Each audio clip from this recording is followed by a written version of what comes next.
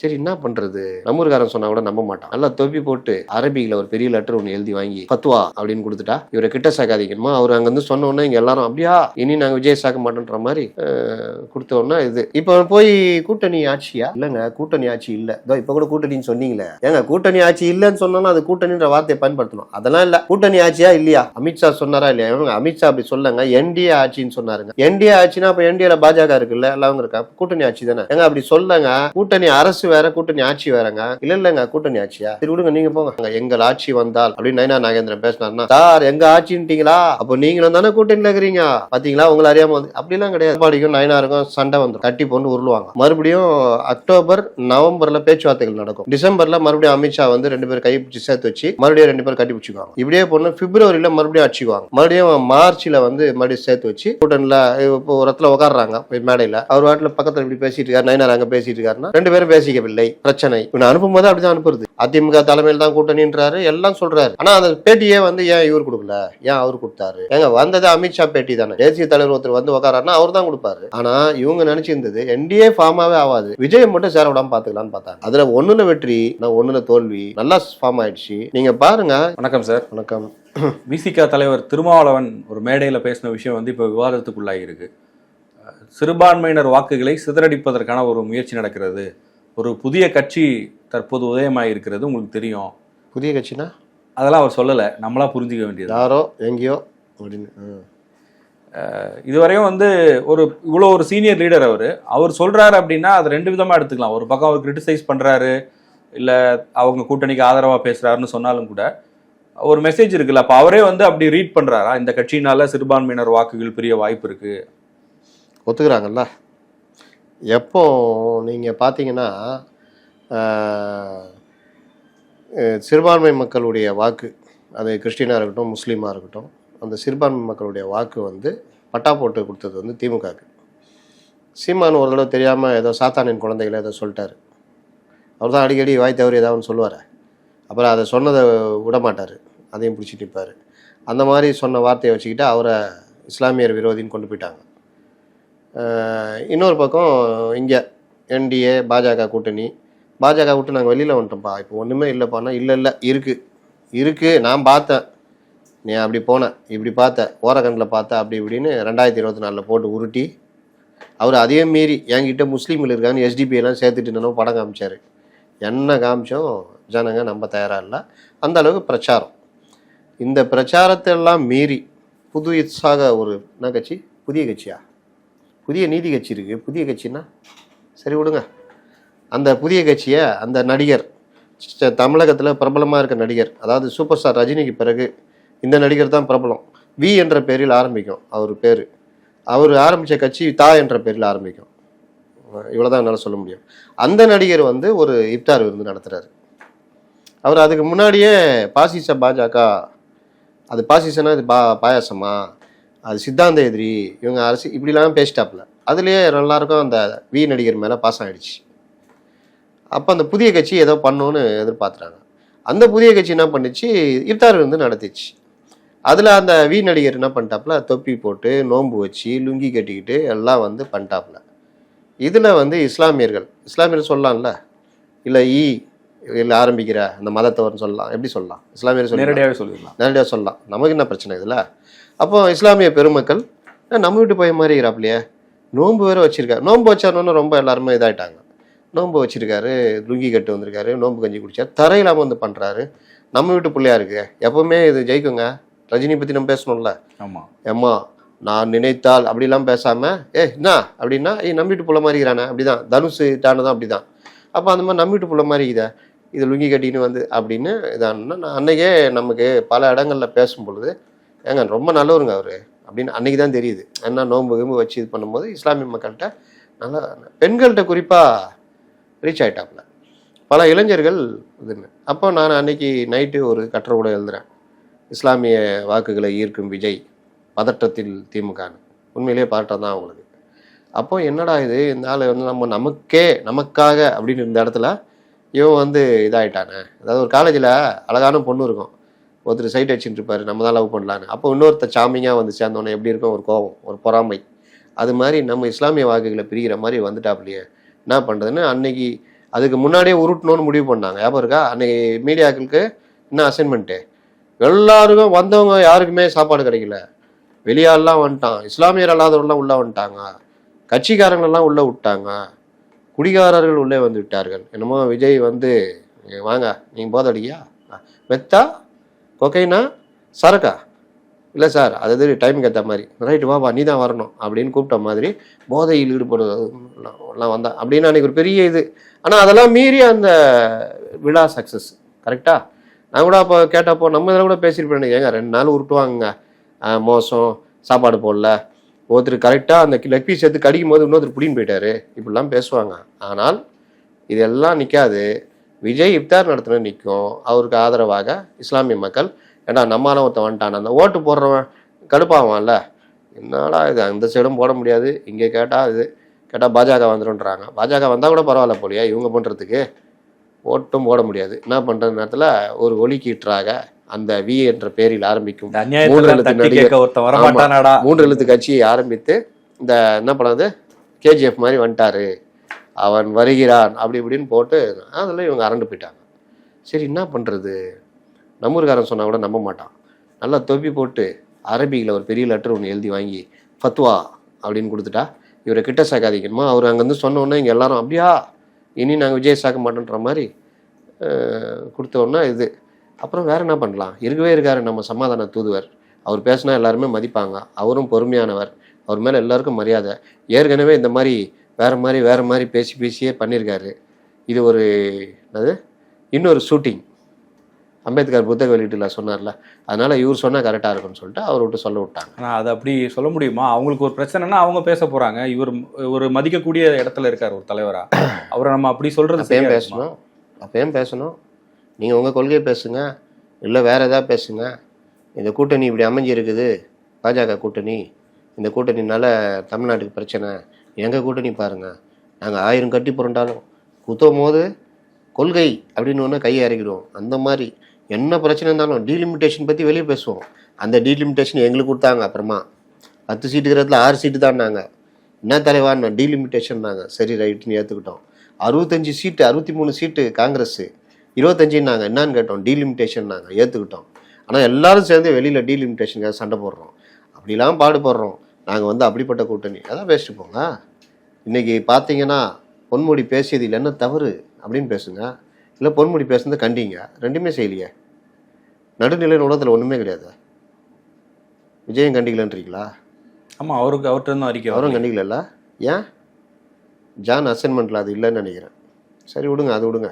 அப்போது நீங்கள் கூட்டணி கட்சிகள் இந்த அளவுக்கு முட்டு கொடுக்குறாங்க, அந்த முட்டில் ஒரு முட்டு தான் இந்த முட்டு, போய் விஜயை கண்டியுங்கள், நீங்கள் தான் சரியான ஆள் அப்படின்னோன்னா நீங்கள் தான் கரெக்டாக பேசுவீங்க. ஆனால் அவர் சொன்னது இன்னொரு மெசேஜாகவும் இருக்குல்ல சார், ஒரு பக்கம் அவர் எச்சரிக்கிற மாதிரி பேசுகிறாரு, ஆனால் இது ஒரு அக்னாலேஜ் பண்ணுற மாதிரி ஆயிடுச்சு இல்லை, விஜய்க்கு இருக்குன்னு இவரே சொல்கிற மாதிரி ஆயிடுது இல்லை? ஆமாம், இப்போ போய் கூட்டணி ஆட்சியா இல்லைங்க, கூட்டணி ஆட்சி இல்லை. இதோ இப்போ கூட கூட்டணின்னு சொன்னீங்களே, ஏங்க கூட்டணி ஆட்சி இல்லைன்னு சொன்னோன்னா அது கூட்டணின்ற வார்த்தையை பயன்படுத்தணும். அதெல்லாம் இல்லை, கூட்டணி ஆட்சியா இல்லையா, அமித்ஷா சொன்னாரா இல்லையா? இவங்க அமித்ஷா அப்படி சொல்லுங்க, என்டிஏ ஆட்சின்னு சொன்னாருங்க. என்டிஏ ஆட்சினா அப்போ என்டிஏல பாஜக இருக்குல்ல, எல்லாம் இருக்கா, கூட்டணி ஆட்சி தானே. ஏங்க அப்படி சொல்லுங்க, கூட்டணி அரசு வேற கூட்டணி ஆட்சி வேறங்க. கூட்டணி இல்லைங்க, கூட்டணி ஆட்சியா, சரி விடுங்க, நீங்கள் போங்க. அவர் பிடிப்பா தம்பிதுரையா, கூட்டணி ஆட்சி என்ன இல்லைங்க அப்படிலாம் சொல்ல, இவரும் வேலைக்கு மாட்டார். ஜெயக்குமார் பிடிப்பா, இப்படியே சுற்றினுக்கிறாங்களா? ஆனால் இதுக்கு பின்னாடி ஒரு விஷயத்த எல்லாரும் ஒத்துக்கிறாங்க பார்த்தீங்களா? நீங்கள் வரமாட்டீங்கன்ற காலம் போய் அடுத்து நீங்கள் ஆட்சியா அப்படின்றத ஏற்றுக்கிற மாதிரி இருந்துச்சா? இவங்களே என்னதான் இது பண்ணா அதில் ஒரு குழப்பம் இருக்கிறதா உங்களுக்கு? குழப்பம் உருவாக்கப்படுகிறது, வேற ஒன்றும் இல்லைன்றீங்க, கிளியராக இருக்காங்க. கிளியர் 3 விஷயம் தாங்க நடக்கும். நான் எல்லா இடத்துலையும் அதான் பேசுகிறேன். 1, என்டிஏ கூட்டணி தோற்று போயிடும், ஒரு 70 சீட்டு 80 சீட்டுன்னு 2021 மாதிரி வருவாங்க, இது 1. 2, என்டிஏ கூட்டணி ஜெயிக்கும், அதில் தனி பெரும்பான்மையோட அதிமுக ஆட்சிக்கு வரும். தனி பெருமையோட அதிமுக வந்தாலும் சரி, தனி பெருமையோட திமுக வந்தாலும் சரி, கூட்டணியில் யாரும் சேர்த்துக்க மாட்டாங்க, அதில் அவங்க கிளியர். கரெக்டாக? 3வது, ஒரு 95 சீட்டு இல்லை 100 சீட்டு ஏடிஎம்கே, ஒரு 10 சீட்டு பாஜக, ஒரு 4-6 சீட்டு பாமக, ஒரு 2 சீட்டு இவங்க, அப்படி இப்படின்னு ஒரு 120 சீட்டு. அப்போ தானா அது நடக்குமா நடக்காதா? கூட்டணி ஆட்சி நடந்தே தீரும். முன்னாடி ஆனா அவங்க பிஜேபி டிமாண்ட்லாம் வைக்க மாட்டாங்கன்னு சொல்றீங்க. வைக்கிற இல்ல ஏங்க நீங்க இவங்க எப்படி சொல்றாங்க, அமித்ஷா சொன்னதை வந்து ஒரு விதமான டிஸ்கஷனுக்குள்ள இருக்கு. இதுக்கப்புறம் வரப்போற discussion-அ டெவலப்மெண்ட்ஸ் உருவாக்குறாங்க. அவங்க பிஜேபி அப்படி வர மாட்டாங்க. அதெல்லாம் எப்படி உருட்டுனாங்க, அன்னைக்கே உருட்டல, நல்லா கவனிக்கணும். அன்னைக்கு உருட்டல. அன்னைக்கு என்ன உருட்டுனாங்க தெரியுமா, கூட்டணி பற்றி அமித்ஷா அறிவிக்கிறார், இவர் அமைதியா இருக்காரு அப்படின்னு உருட்டுனாங்க. அது செல்ஃப் எடுக்கலன்னு கூட்டணின்னு சொல்லிட்டாரு, என்டிஏ ஆட்சின்ட்டாரு. அமித்ஷா அன்னைக்கா சொன்னாரு, நீங்க கூட்டணி போய் இவர் இதுல போய் பார்த்துட்டு வந்தாரா, எடப்பாடி போய் பார்த்துட்டு வந்தாரு. அன்னைக்கே இந்த சாராய ஆறுகள் தடுக்கப்படும், ஊழல்கள் தடுக்கப்படும், தமிழகத்தில் என்டிஏ ஆட்சி அமையினாரு போட்டார்ல. அப்போ என்டிஏ ஆட்சி அமையும்னா பிஜேபி ஆட்சி அமைதுன்னு அர்த்தமா, இல்லை கூட்டணி ஆட்சி அமையும்? அது ஒரு மெசேஜ். நாங்கள் வந்தால் நாங்கள் வருவோம், நாங்கள் எங்கள் ஆட்சி வந்தால் அப்படின்னு நயனா நாகேந்திரன் பேசினார்னா, சார் எங்கள் ஆட்சின்ட்டிங்களா, அப்போ நீங்களும் தானே கூட்டணியில் இருக்கிறீங்க, பார்த்தீங்களா உங்களை அறியாமல் வந்து, அப்படிலாம் கிடையாது. இப்படி இவங்க உருவாக்குற இன்னைக்கு ஜெர்னலிஸ்ட்ன்றது இந்த மாதிரி சின்ன சின்ன விஷயங்கள். இவர் வந்தால் அவர் மூஞ்சை திருப்பிட்டு போயிட்டாரு, நீங்கள் டெலிஃபோன்லேயே கூட்டணி வைக்கலான்னு சொன்னீங்களா நீங்கள் அப்படின்னு நான் எப்போங்க சொன்னேன்? நானும் அவரும் அப்பத்துலேருந்து நண்பர்கள், அண்ணன் நான் மதிக்கிறேன், அந்த அளவுக்கு நெருக்கம், எங்களுக்கு பிரச்சனையே இல்லைங்க பேசுறதுலன்னு சொன்னேன். நீங்கள் ஒன்று டெலிஃபோன்லேயே கூட்டணி முடிப்பேன்னு திருப்புறீங்க அப்படின்னு. இந்த மாதிரி தான் ஒவ்வொன்றா திருப்பப்படும். இப்போ போட்டிருக்காங்களா பார்த்தீங்களா, பாஜக அதிமுக பாஜக கூட்டணியில் சலசலப்பு கேள்விக்குறி. நம்ம தான் பதில் சொல்லணுமா, இல்லைங்க சலசலப்பு இல்லை அப்படின்னு. அதனால் இவங்க முதல்ல இது அமையாதுன்னு நினச்சாங்க. தாவேகா ஏடிஎம்கே கூட்டணி வர வாய்ப்பு இருந்தது, அதை வரவிடாமல் பார்த்துக்கணும். பிரசாந்த் கிஷோரை கூப்பிட்டு பிரசாந்த் கிஷோர் ஒன்றும் இல்லை வந்துடும், ஆனால் அது வேலைக்கு ஆகாது, டிசம்பரில் பார்த்துக்கலாம் அப்படி இப்படின்னு. இன்னொன்று இவங்களா மீடியாக்கள் மூலிமா இந்த 2024 பாஜக தான் பெரிய கூட்டணி, செகண்ட் லெவல் பெரிய லெவல்னு கிளப்பி விட்டு இது பண்ணாங்கல்ல, அந்த மாதிரி இந்த தடவை என்ன பண்ணாங்க மீடியாக்களில் 20% யார் சொன்னா, ராஜநாயகமே சொல்லிட்டாரு. ராஜநாயகன் நான் எப்போங்க சொன்னேன், சொன்னீங்களே அப்படின்னு. அப்புறம் யார் சொன்னா, பிரசாந்த் கிஷோர் சொன்னார். எப்போ சொன்னாருங்க, எப்போங்க சொன்னார்?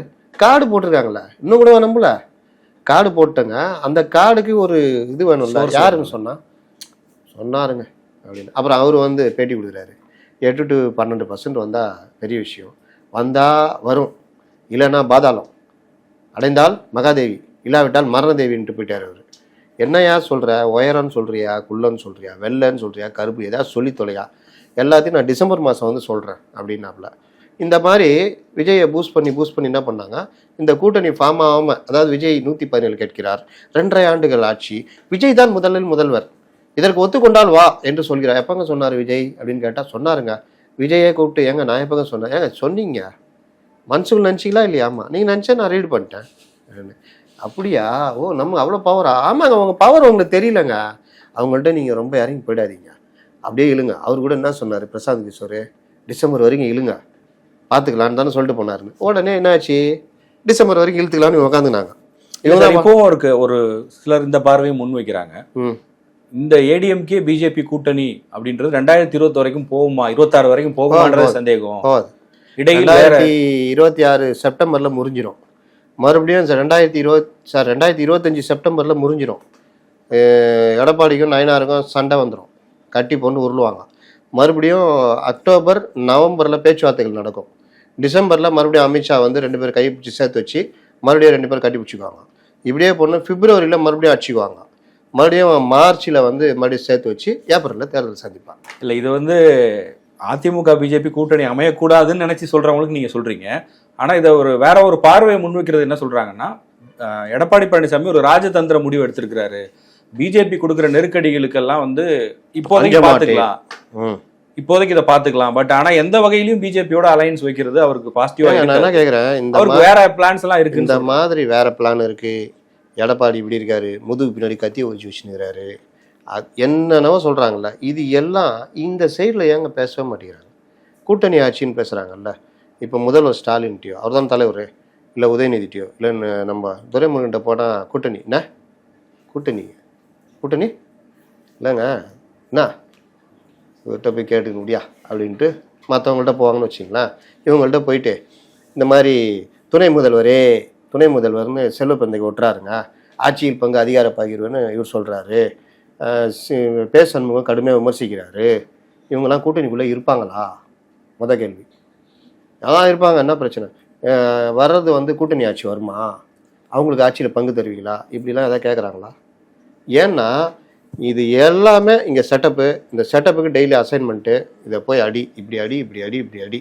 இந்த அடி அடி அடி வாங்குறதுல இவங்க ஒவ்வொன்றும் இல்லையா, ஏதாவது ஒரு கூட்டணியில் இப்போ ஒரு இடத்துல உட்காடுறாங்க போய் மேடையில், அவர் வாட்டில் பக்கத்தில் இப்படி பேசிகிட்டு இருக்காரு, நைனார் அங்கே பேசிகிட்டு இருக்காருன்னா 2 பேரும் பேசிக்கவில்லை, பிரச்சனை. இப்படி இவனை அனுப்பும்போது அப்படி தான் அனுப்புறது, பார்த்துக்கினே இரு. இப்போ நாங்களாம் அந்த பீட் ரிப்போர்ட்டருமா அப்படி தான் டெய்லி காலைல எழுந்துச்சா, இப்போ எந்த கட்சி, இப்போ அந்த தினகரனில் வேலை செஞ்சோன்னா அதிமுகவில் என்ன நடக்குது, என்ன பிரச்சனை, அப்படியே டெய்லி அதே தான் வேலை. கார்பரேஷன் என்ன நடக்குது, ஹெல்த்தில் என்ன நடக்குது.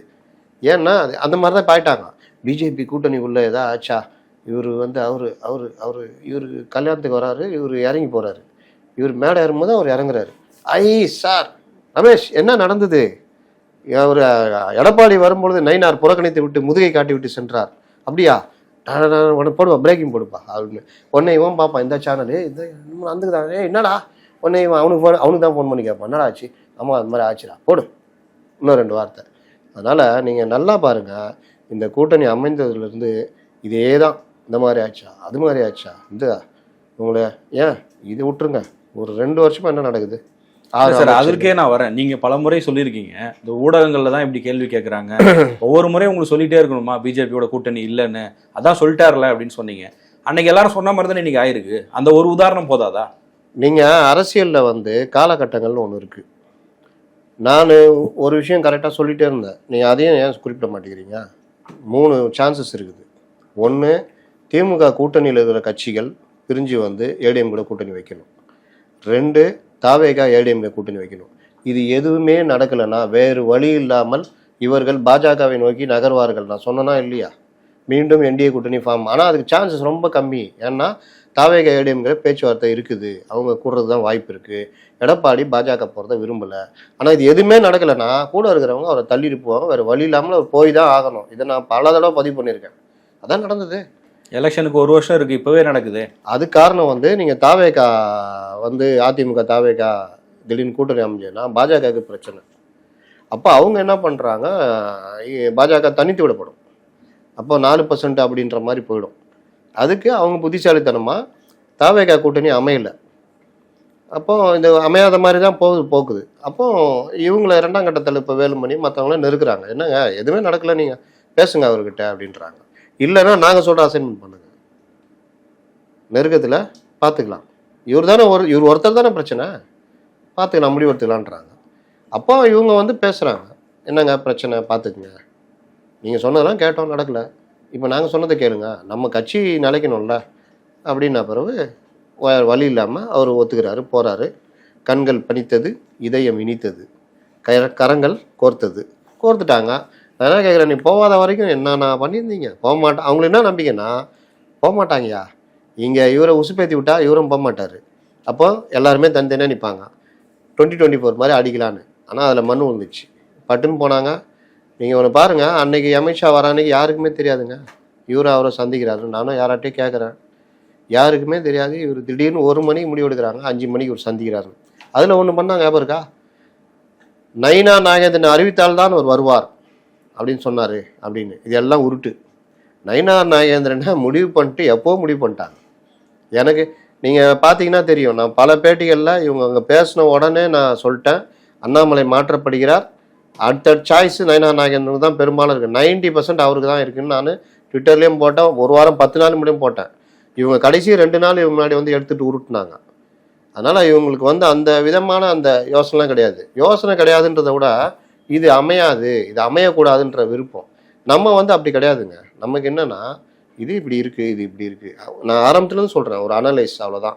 நாளைக்கு விஜயும் அதிமுக கூட்டணி சேர்ந்தால் விஜய் அதிமுக கூட்டணி சேர்ந்து விட்டார்கள், அவங்க இந்த மாதிரி வெற்றி வாய்ப்பு இருக்குது, இல்லை வாய்ப்பு இல்லை, இல்லை இந்த மண்டலத்தில் இது பேச போகிறோம். இல்லை இன்னைக்கு வர விமர்சனத்தை கூட நீங்கள் சொல்கிறீங்கல்ல, இப்போ அதிமுக பாஜக கூட்டணியில் ஒரு சலசலப்பு இருக்குது அப்படின்றது ஊடகங்கள் கட்டமைக்கிறாங்க, இல்லை திமுக கட்டமைக்குது. ஆனால் உண்மையில் அப்படி இல்லை, அப்படி வராதிங்க. திமுக கட்டமைக்கும், ஊடகங்கள் மூலிமா அது வெளியே பரப்பப்படும், அவ்வளோதான். அவங்க அதுக்கான நல்ல டீம் வச்சுருக்காங்க, அவங்க சொல்லுவாங்க. இல்லை ஒரு செயல்பாடுகளை வச்சு தானே நடக்குது. இப்போ நீங்கள் சொல்கிற மாதிரி என்ன செயல்பாடு அப்படி நடந்து போயிட்டாரு அப்படின்னு நீங்கள் சொல்கிறீங்க. இப்போ இந்த பிரச்சனை பண்ணுவாங்கன்னு சொல்கிறேன். நீங்கள் உடனே அதே போய் ஏங்க ஒரு மண்டபத்தில் ஏறுறாரு, மாப்பிள்ளையை பார்த்துட்டு அவர் பூங்கத்தை கொடுத்துட்டு இவர் வரதோட கவனிக்காமல் நடந்து போகிறாரு. இங்கே எடப்பாடி இப்படி வராருன்னா புறக்கணித்து சென்றார் நாயனார்னு போடுவாங்கன்னு சொல்கிறேன். ஓகே, அது புரியுது சார். ஆனால் இப்போ நீங்கள் சொல்கிறீங்க இல்லையா, இந்த கூட்டணி ஆட்சியா இல்லையான்ற விவாதம் தொடங்கும் போது எடப்பாடி பழனிசாமி கிளியரா சொல்றாரு, இல்லைங்க கூட்டணி மட்டும்தான், கூட்டணி ஆட்சிலாம் இல்லைன்னு அவர் தெளிவுபடுத்துறாரு. மாநில தலைவரான நயினார் நாகேந்திரன் ஆமாங்க அவர் சொல்றதா அப்படின்னு சொன்னா முடிஞ்சிருச்சு. ஆனா அவரு தேசிய தலைமை முடிவு செய்யும், எடப்பாடியாரோட பேசுவாங்கன்னு அவர் சொல்றது முதல்ல இல்லைன்னு சொல்றாரு. சொன்னா பிறகு கேட்கறாங்க, வலியுறுத்தி தான் கேட்கறாங்க. கேட்கும்போது இது சம்பந்தமா அவங்க 2 பேரும் முடிவு பண்ணுவாங்கன்றாரு. அவங்க 2 பேரும் முடிவு பண்ணிக்குவாங்கன்றாரு. இன்னொன்று சொல்றேன், நீங்க 2021 இந்த கேள்வியை இதை விட ரொம்ப நெருக்குனாங்க. ஞாபகம் இருக்கா? யார் முதல்வர் வேட்பாளர்னு சொல்ல. அப்போ ஞாபகம் இருக்கா? இவர் போய் உக்காந்துருப்பாரு, யாரு, ஓபிஎஸ் போய் அமித்ஷா முன்னாடி 90 சீட்டு கேட்டாங்க. இது எல்லாம் நடந்தப்போ கூட அன்றைக்கு ஊடகங்கள் கூட்டணி ஆட்சியா அப்படிலாம் கேட்கல. ஏன் கேட்கலன்னா அன்னைக்கு ஊடகங்கள் எல்லாம் அவங்க கையில் இருந்தது. எல்லாம் ஓபிஎஸ் வீட்டில் இருப்பாங்க, மத்தியானம் சாப்பாடு போடுவார், வேண்டியதை கவனிப்பார், இங்கேருந்து இங்கே வருவாங்க, அங்கே வருவாங்க. இவங்கள ஒரு பொருட்டாக மதிக்க மாட்டாங்க. ஒரு மாதிரி மெயின்டைன் ஆகிருந்தது. இவங்களுக்கும் தனி ஊடகங்கள் இருந்தது, இவங்க வச்சுட்டு மெயின்டைன் பண்ணியிருந்தாங்க. ஆனால் இன்னைக்கு அவ்வளோ பிரச்சனைலாம் இல்லை. அமித்ஷா வராரு, அறிவிக்கிறாரு, இவர் தலைமையில் தான்றாரு, அதிமுக தலைமையில் தான் கூட்டணின்றாரு, எல்லாம் சொல்கிறாரு. ஆனால் அந்த பேட்டியே ஏன் இவர் கொடுக்கல, ஏன் அவர் கொடுத்தாரு? ஏங்க வந்தது அமித்ஷா பேட்டி தானேங்க. தேசிய தலைவர் ஒருத்தர் உக்காராருன்னா அவர் தான் கொடுப்பாரு. இந்த அடிப்படை கூட தெரியல தெரியும். அதுலேயும் ஒரு குழப்பத்தை ஒன்று பண்ணலாமா? அதுக்கப்புறம் அவர் இப்படி உட்காந்தாரு, வழக்கமாக ஃபுல் கை வச்சிருப்பாரு, இந்த இடம் கையை மடிச்சு விழுதுனா அவர் அமித்ஷாக்கு எதிராக ரவுடித்தனம் பண்ணுறாரு. இந்த மாதிரிலாம் எனக்கு என்னன்னு பண்ணுறது? இது முடிஞ்சவொடனே பார்த்தாங்க, 2 நாள் கூட இது வேலைக்கு ஆகலை. அப்போ கூட்டணின்னு உருட்டு. இன்னொன்று சொல்கிறேன், இஸ்லாமியர்கள் இந்த மாதிரிலாம் பண்ணுறாங்க, இஸ்லாமியர்களுக்கு எதிரான கட்சி, இஸ்லாமியர் வாக்குகளை விஜய் பிரிக்க பார்க்குறாரு அப்படின்னா இவங்களுக்கு அந்த பயம் இருக்குது. இவங்க எடுத்த ரிப்போர்ட்டில் மற்றதில் விஜய் கணிசமாக இஸ்லாமியர் வாக்குகளை பிரிக்கிறாருன்னு, அதற்கு தான் இந்த இதை வச்சு அடிக்க விடுறது. இது ஒரு பக்கம் அந்த ஃபத்வா போகிறது, இந்த விஷயங்கள் எல்லாமே. இது இல்லாமல் நீங்கள் பாருங்கள், இவர்கள் ஆட்சி அமைச்சா கூட்டணி ஆட்சின்னு உருட்டுறதுடைய நோக்கமே, நான் இப்போவே பிஜேபி இப்படி ஆடுறாங்க, எங்கே ஆடுறாங்கன்னு தெரியாது, இப்போவே இப்படி ஆடுறாங்க, நாளைக்கு இவர்கள் வந்தால் கூட்டணி ஆட்சி வரும், அப்படி வந்தால் இஸ்லாமியர்களுக்கு எதிராக இவங்களுக்கு எதிராக இவ்வளோ கொடுமை நடக்கும், அவ்வளோ கொடுமை நடக்கும் அப்படின்னு தேர்தல் நெருக்கத்தில் பாருங்கள் இந்த உருட்டுலாம் நடக்கும். ஏன்னா இந்த மாதிரி நீங்கள் சொன்னாங்க தெரியுமா, எனக்கு தெரிஞ்ச ரொம்ப ரொம்ப நெருங்கிய ஆட்கள் என்ன சொன்னாங்க, பிஜேபி உள்ள வந்துடும், சிபிஎம்ல என்ன சொன்னாங்க, மார்க்சிஸ்டுகள் பிஜேபி உள்ள வந்துடும். இந்த ஒற்றை புள்ளி தானே. அப்போ அதே மாதிரி இவங்க ஆட்சி வந்துடும், இவங்க கூட்டணி ஆட்சி வந்துடும், இவங்க வந்துடுவாங்க, இவங்க வந்துட்டு அவ்வளோதான் அப்படின்னு. நம்ம இப்போ என்ன பாலாருக்கு தானே ஓடுற மாதிரி. இல்லை சார், ஒரு அரசியல் கட்சிகள் அப்படி தானே இருக்கும். நீங்கள் அதிமுகவை பற்றி பாசிட்டிவாக பேசுறதுக்கு அதிமுக கட்சி நடத்துது, அவங்க விமர்சனம் பண்ண தான் செய்வாங்க. அதை இவங்க எப்படி ஹேண்டில் பாசிட்டிவாக இவங்கள பேச சொல்லலை, அது அவங்களுடைய வேலையே இல்லை. ஆனால் அந்த நரேஷன் உருவாக்குறாங்கல்ல, ஊடகங்களையும் பயன்படுத்தி, ஊடகங்களும் ஒட்டுமொத்தமாக அப்படி போய் நிற்கிது இல்லை, கேள்விகள்ன்ற பேரில் ஏதாவது வருது இல்லை, அதை தான் நான் சொல்கிறேன். இந்த மாதிரி நரேஷனு விஜய் சொல்லாமையே, விஜய் என் தலைமையில் தான் கூட்டணி, என் தலைமையை ஏற்றுக்கொள்பவருடன் கூட்டணி விஜய் சொன்னதா போடுறாங்கல்ல, அதை தான் நான் சொல்றேன். இல்ல பல செய்திகள் அப்படி வந்திருக்கு, அதாவது சோர்சஸ்ன்னு சொல்லி எல்லா கட்சியை பற்றி பல காலங்கள்ல அப்படி செய்திகள் வெளியிட்டு சொன்னாரா, தப்பா இருக்கும்போது மருத்துவம் இருக்கிறாங்க. இங்க என்ன பிரச்சனைனா, அங்க இருந்து எதுவுமே வராது, சொல்லவும் மாட்டாங்க, மறுக்கவும் மாட்டாங்க. இல்லாட்டி அந்த கட்சியில இருக்கிறவங்க இந்த வேலையை மாநாட்டுல விஜய் சொன்னதோடைய அர்த்தம் தானே அது, நம்ம நம்பி வரவங்களுக்கு நம்ம பங்கு தரணும். அது அவர் என்ன சொன்னாரு, நம்ம ஆட்சி அமைப்போம், நாம் ஜெயிப்போம், நாம் இது பண்ணுவோம், அப்போ நம்மளை நம்பி சில பேர் வருவார்கள், அவர்கள் சொல்லலாமான்னு. ஆனால் அடுத்த மாதமே அவங்களுக்கு தெரிஞ்சு போச்சு இது நடைமுறை இப்படி இல்லை அப்படின்னு. இன்னும் இந்த 2026 தேர்தலில் நல்லா தெரிஞ்சுக்குவாங்க. இதை சொல்லும் போது தான் நம்மலாம் சொல்கிறோம், இது இப்படி இல்லைங்க, தேர்தல் கலன்றது வேறு வித்தியாசமானது அப்படின்னு சொல்கிறோம். நீங்கள் ஒரு நல்ல கார் வச்சுருக்கீங்க, ஆனால் ரேஸ் ட்ராக்கில் ஓட்டுறதுக்கு அதுக்குன்னு வடிவமைக்கப்பட்ட காரு, அந்த டயரு, அந்த மாதிரி விஷயங்கள் இருக்குது. நீங்கள் உங்களுக்கு நல்ல காராக இருந்தாலும் அங்கே அது ஓடாதுங்கன்றோம். நீ உனக்கு என்ன தெரியும், இது என்ன மாதிரி கார் தெரியுமான்றீங்க, அவ்வளோதான் வித்தியாசம். இதனை விட நான் சிம்பிளாக விலைக்கு சொல்ல முடியாது. அப்போது ஒவ்வொன்றா வரும்பொழுது கூட்டணி இப்போ அவர் சொன்னார்ல, அதுலேயே தான் நின்றுட்டு இருக்கிறாங்க, அதுலேயே நிற்கிறது தான் பிரச்சனைன்ற. என் தலைமையில் தான் கூட்டணின்றாங்கல்ல, நாங்கள் தான், யாரும் இல்லைன்னு. அந்த இதுலேருந்து தான் இவங்கள பார்த்தாங்க.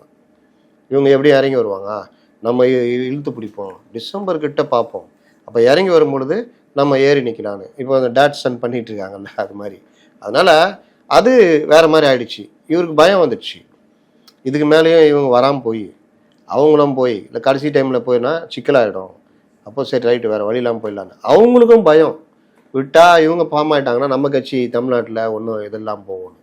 இந்த 2 பயங்கள் சந்தித்த பொழுது என்டிஏ ஃபார்ம் ஆயிடுச்சு. ஆனால் இவங்க நினச்சிருந்தது என்டிஏ ஃபார்மாகவே ஆகாது, விஜயை மட்டும் சேர விடாமல் பார்த்துக்கலான்னு பார்த்தாங்க. அதில் ஒன்றில் வெற்றி, ஆனால் ஒன்றில் தோல்வி. நல்லா ஃபார்ம் ஆயிடுச்சு. நீங்கள் பாருங்கள், இந்த ஃபார்ம் ஆன ஒன்றுமே இல்லை, இவங்க எதுவுமே செய்யலை. வந்து பேசினாங்க, இது பண்ணாங்க, அவ்வளோதான்.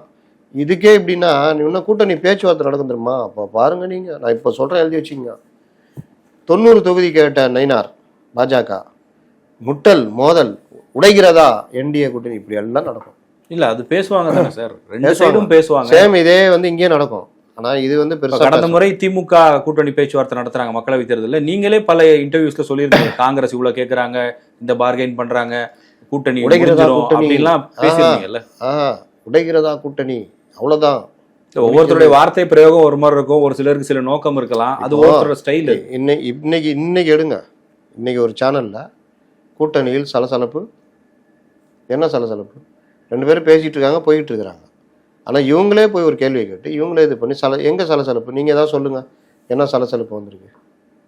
அப்போது இது போட்டான்பா, அவன் போட்டானா, சலசலப்பு போட்டானா, நம்ம பரபரப்புன்னு போடுவோம், இன்னொருத்தர் போடுவார். கொஞ்ச நேரத்துக்கு தான் சொல்கிறேன், இந்த செய்திகள் இப்படி ஆகுது. நீங்கள் சொல்கிறீங்கல்ல அரசியல் கட்சினா இப்படி பண்ணுவாங்க, ஊடகங்கள் கேட்குங்க. 90 சீட்டு கேட்டு மிரட்டின காலம் உண்டுன்ற 2021 இவங்க எடப்பாடி பழனிசாமி இவங்களாம் என்ன நினச்சிட்டாங்கன்னா, நம்ம கிட்டத்தட்ட இவங்க நம்பி இருக்காங்க, இவங்க என்ன வேணா மிரட்டலாம், 90 சீட்டு ஆச்சா பூச்சான்னாங்க. ஒன்றுமே நடக்கலைல்ல. அவங்க அப்படியே நெருக்கி இதில் அவரு நீ 90 கொடுத்தனா எனக்கு 91 கொடுக்கணும்னு பாமக. என்னடா இது ஒரு பிரச்சனை ஆயிடுச்சுன்னு சொல்லிட்டு அப்புறம் அவங்களுக்கு 19 இவங்க 23 அந்த மாதிரி கொடுத்து கொண்டு நிப்பாட்டினாங்க. அதனால் இது வர்றதெல்லாம் இப்படி வரும். அப்போ வந்து இந்த ஊடகங்கள் அது ஆளுங்கட்சியாக இருந்தனால கொஞ்சம் மென்மையாக வாசிச்சாங்க, அந்த அசைன்மெண்ட்லாம் இல்லை. இப்போ ஜாஸ்தி இருக்கும்னு சொல்கிறேன். சேம் இதை விட பிரச்சனை இங்கேயும் இருக்கும். ஆனால் நீங்கள் பாருங்க, நீங்கள் பொறுத்து வந்து பாருங்க. இந்த கூட்டணி ஆட்சின்றது ஒரு மிகப்பெரிய பிரச்சனையாக மாறாதா? இன்னைக்கு புதிய தமிழகம் வந்து அவங்களுக்கு ரெப்ரஸன்டேஷனே இல்லை தமிழ்நாடு அசம்பிளியில். அவங்களே வந்து கூட்டணி ஆட்சின்ற முழக்கத்தை முன்வைக்கிறாங்க. பாமக தேமுதிக ஆல்ரெடி ஒரு கூட்டணியில் இருக்கிறவன்னு சொன்னவங்க தான். தேசிய ஜனநாயக கூட்டணியில் பிஎம்கே இருக்காங்க. அதிமுகவோட பயணிச்ச தேமுதிகவும் இப்போ நாங்கள் இப்போதைக்கு எதுவும் இல்லை, 6 மாதம் வெயிட் பண்ணுங்கன்ற மாதிரி ஒரு ஸ்டாண்ட் எடுக்கிறாங்க எல்லாருமே. அப்போ எல்லாருமே வந்து அவங்க நான் பெரிய ஆளு, எனக்கான இடத்த கொடுங்கன்ற மாதிரி தானே போகலாம். வந்து சீட் ஷேரிங்கு மற்ற பல விஷயங்கள் இருக்குல்ல. நீ தான் சேர்ந்துக்கிட்ட, உனக்கு ஒரு பிரச்சனை இருந்தது, அவருக்கு ஒரு பிரச்சனை இருந்தது, அதனால பட்டுன்னு சேர்ந்துட்டீங்க. ஒரு வருஷத்துக்கு முன்னாடி ஜெல் ஆகும்னு. எங்களுக்கு என்ன இருக்குது? எங்களுக்கு 2 சைடும் ஓப்பனில் இருக்குது. நாங்கள் டிமாண்டை கிரியேட் பண்ணுவோம். இருப்பா சொல்கிறேன்ப்பா அப்படின்னு டக்குன்னு அண்ணன் ஸ்டாலின் சிறப்பாக செயல்படுகிறான்னு ஒன்று இங்கே பக்குன்னு ஆகும், அங்கே போகிறாரா அப்படின்னு ஒன்று இங்கேருந்து எழுதுவான் அப்படின்னு. மறுபடியும் திடீர்னு பிரதமர் மோடி என் கணவரையே பாராட்டி விட்டார், அதை அன்பில் நெகிழ்ந்து போனேன். ஒன்று அவரு உங்கள் அன்பில் நான் நெகிழ்ந்து போனேன் அப்படின்னு. அப்புறம் உடனே இவங்க பார்ப்பாங்க, என்னடா இது இப்படி பண்ணாங்க, இந்த அங்கே போகிறான்ற மாதிரி பேசுகிறாங்கன்னு. 2 நாள் பொறுத்து வர்றேன், மாநில சுயாட்சி தீர்மானம் திமுக கொண்டு வந்து கரெக்ட் நான் பாராட்டுறேன்னு வாங்க. இப்படியே இவங்க 2 பேருமே கொலை போடுவாங்க. அவர் என்ன பண்ணுவார், டேட் என்ன முடிச்சிக்கலாமா, வேணாம் இழு, நான் இழுத்தாதான் நீ ஓன்ட்ட வருவாங்க பேசுவாங்க. டேடை எப்படியா கரெக்ட் பண்ணி கொண்டு வா, நான் கேட்குற சீட்டு தரேன். இல்லை அங்கே ஒத்துக்க மாட்டேங்கிறாங்க, அங்கே 30 சீட்டு தரேன்ட்டாங்க. நீங்கள் என்ன தர போகிறீங்க, 15 தருவீங்களா? அதனால் டேடு ஒத்துக்க அங்கே போகிறேன்றாரு, என்ன வேற தொல்லை கொடுக்குறாரு. இங்கே டேடு சொல்லுவார், என் பையன் என்டிஏ கூப்பிட்றான், 25 சீட்டுன்றான், நீங்கள் என்ன கொடுக்க போகிறீங்க அப்படி. இந்த டிமாண்டை கிரியேட் பண்ணிட்டே இருப்பாங்க. கொஞ்ச நாள் தான் பார்த்தாங்க, நேற்றுலாம் என்ன எழுத ஆரம்பிச்சிட்டாங்க, பேச ஆரம்பிச்சிட்டாங்க, பார்த்தீங்களா? அதனால் இந்த விஷயங்கள் எல்லாம் அவங்களுக்குரிய உரிமை. டிமாண்ட் இருந்தால் தான் இதாகும். அதனால் நீங்கள் அவங்களெல்லாம் கணக்கு போடாதீங்க. அப்படியே அவங்க இழுத்து டக்குன்னு ஒரு கட்டத்தில் மேலே இருக்கிறார்ல எஜமா, அவர் பார்ப்பார், அரே கேரே அப்படின்ட்டு போட்டு இழுத்து போட்டுருவார் ஏதோ ஒரு வகையில். இந்த டீம் இங்கே தான் வரும், இது எங்கேயும் போகாது. ஏன்னா இவர் பாப்பாக்கு அங்கே போனால் நம்ம இவர் விசிகாக்கு பிரச்சனை வந்துடும். அதனால் அந்த மாதிரி நடக்கிறதுக்கு வாய்ப்பு ரொம்ப கம்மி. எனக்கு தெரிஞ்சு தவேகா தனியாக, என்டிகே தனியாக, இது ஒரு கூட்டணி நிற்கும். 2026 இதுதான், அப்படிதான் போகும். நன்றி சார்.